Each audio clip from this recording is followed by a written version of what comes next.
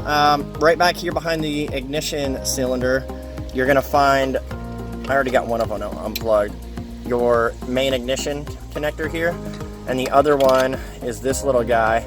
It's actually pretty tricky to get this one out. It's inserted like this, and there's a tab right here that you can see. So you're gonna have to reach up in there, depress that tab, and then pull it back straight out. And I can't get my camera back in here to show you where it's at, but it's directly behind this, and there's only 2 connectors that get plugged in up there.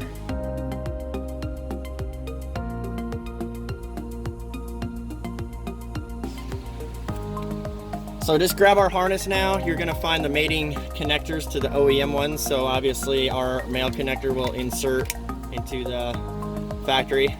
And then we're gonna have 2 different styles here for multiple vehicles. So you're only gonna use one set. Obviously it's gonna be this set on the edge that we're working on. The other set, just go ahead and tape it, zip tie it to the harness so it doesn't rattle around.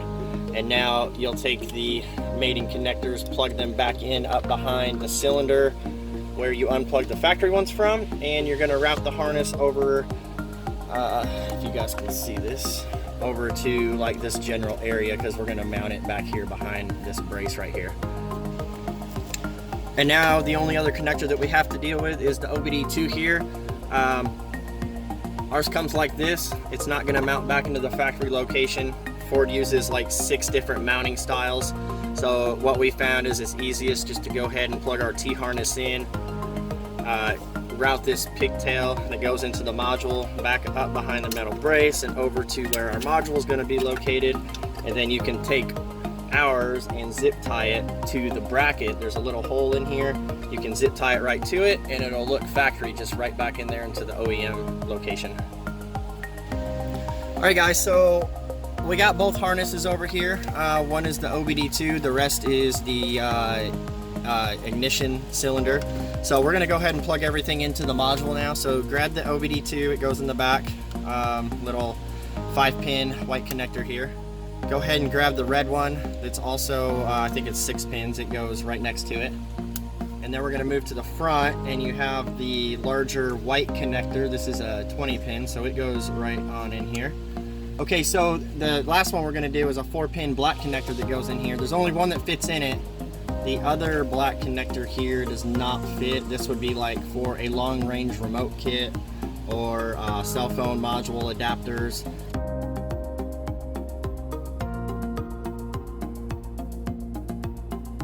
The blue one we're actually gonna use for our parking light relay, which I will show you shortly. So let's go ahead and program the module first. Now, if you guys look on step 5 of your instruction guide, it's talking about the bypass programming wires that are on the harness here. So you're gonna have 5 total wires, okay? Let me get these out. The brown and I've already hooked these up, and then I decided to make a video. That's why some of them are shorter than the others. But you're gonna have a yellow and a brown white little short pigtails that come out of here, and that's where they're gonna look like this. The brown white is for the parking light relay, which, like I said, I'll show you here in a second, so we'll tuck that guy away. And then if you guys noticed on the back of the install sheet, you're gonna find your specific vehicle on the left-hand side. It's gonna tell you what wire to connect my yellow program wire to.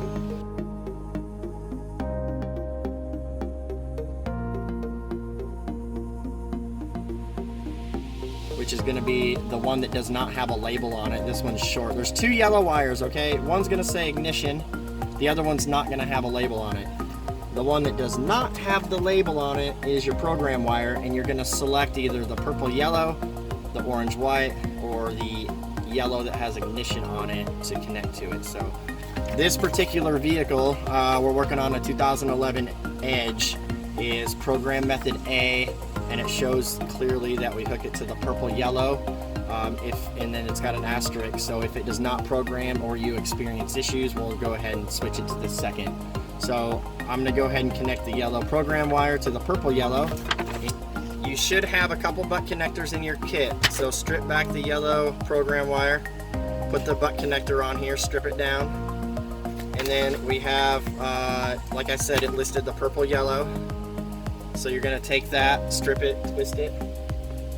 And you guys should have some yellow butt connectors in your kit, which is why I don't have any here at the shop at the moment. So I'm gonna fold this over and put the red butt connector on here. We're gonna crimp it down. And then this one I stripped, twisted, fold it in half to get me a little bit more thickness. Put the red butt connector on it and crimp it down as well. So now we are good to go as far as programming.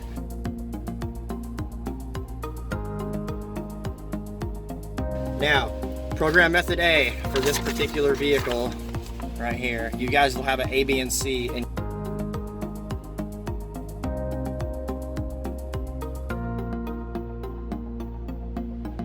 so you're gonna push and hold the button on the module. You're gonna insert the black connector into the module. And on program method A, it says we release when the lights are red and blue. So we have blue, red, amber, red and blue together. Release the button, those two lights will stay on. All right guys, so we're about to program the module. You're gonna need 2 valid keys here. If you only have one, we can still do this, but you're gonna have to send the module back to us after you initialize the first key.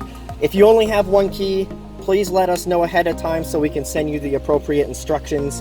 What we're about to show you and the instructions included with the kit are for the guys, people that have 2 keys, okay? So they cannot be clones, they have to be 2 separate keys. And as you can see, this is a 2011 Edge and they still have the dealer tag on it. So I'm not sure how long they've owned this car, but here we go. So program method. Put key number 1 in and turn the ignition on for 3 seconds and pull the key out. Put key number 2 in, turn ignition on, count to 3, pull it out, and then put key number 1 back in and the lights will start flashing and we'll explain the lights as we go. Okay, ready? So key number 1 is going in, turn on, count to 3, pull it out, put key number 2 in, count to 3, pull it out, put key number 1 in, and then this time the lights are going to flash, they're going to go out, and then wait until that blue light starts blinking rapidly. It could take up to 10 seconds, so there we go. Give it a second and it'll turn off, and we're good to go. So the amber light indicates our ignition is on, so now when I turn the key off it'll go away. Okay, so there we go. So here we go. You hit lock, unlock, lock, red light comes on, the car will start here in a second. There we go. So this is our no horn honk kit, which is activated by lock, unlock, lock, which is why it didn't beep. So same thing to turn it off, lock, unlock, lock, and we're off. Now if you hit the lock button 3 times, for our other kit, which is the X3L kit, you'll hit lock, lock, lock, and then the red light would kick on, the vehicle would start, and then the red and amber light would be on together. So our standard kit is the lock, lock, lock. This one we installed the no honk, which is lock, unlock, lock, just a FYI there. So red light indicates that it's in remote start mode. Amber light is ignition on. It doesn't matter, so I can take this key, put it in the ignition, turn it on, and we have an amber light.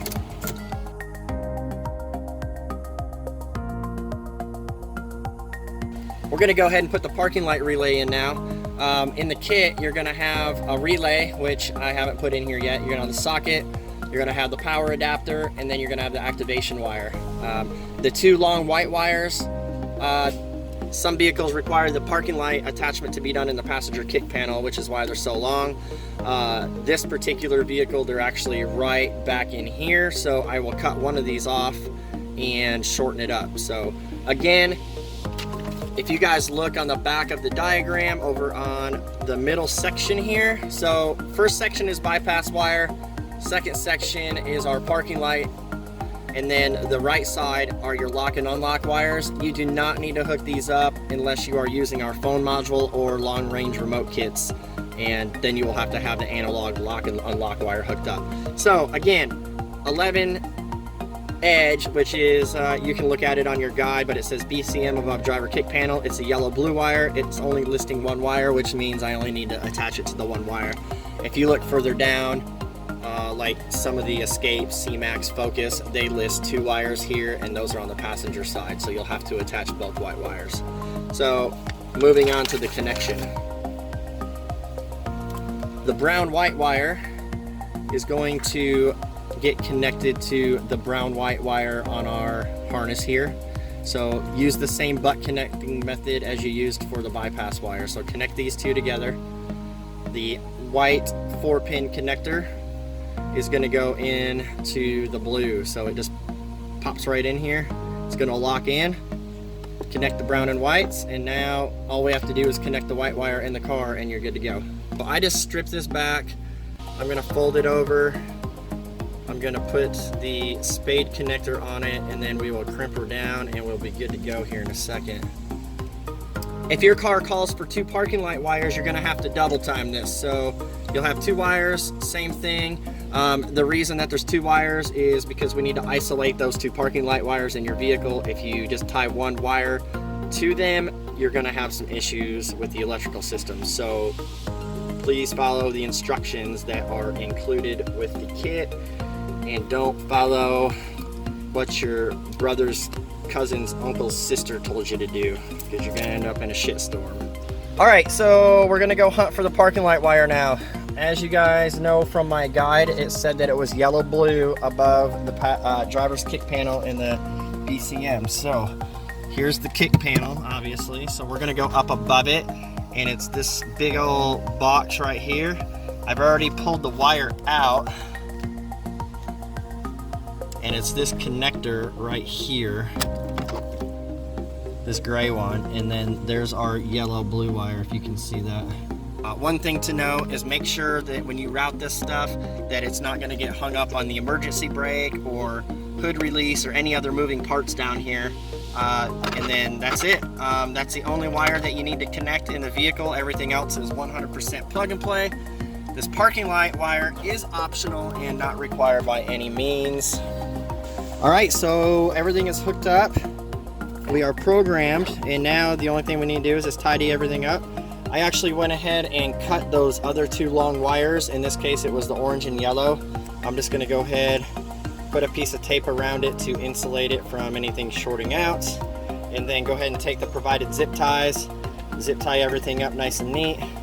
And then once you get it tidied up, it's gonna tuck in right behind the dash here. There's a big nice loom you can zip tie to there.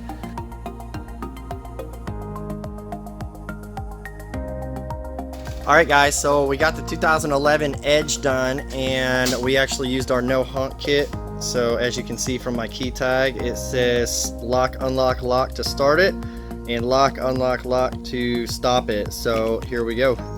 We're gonna hit lock, unlock, lock. So the doors are locked. I heard the fuel pump kick on, our ignition fired up, and there we go. The door is locked right now. So what we're gonna do is take your key, hit the unlock button. It will unlock the doors, so now we can get in. The car stays running. Radio's on. No key. So take your key, insert it into the cylinder, and go 2 clicks turn. So you got 1, 2 clicks. Now when you push on the brake and pull it out of drive, or I'm sorry, pull it out of park into drive, we're good to go. So now I can actually drive forward. We'll come out here in the old parking lot. Then you can put it back in and you're good to go. Turn it off and we're good.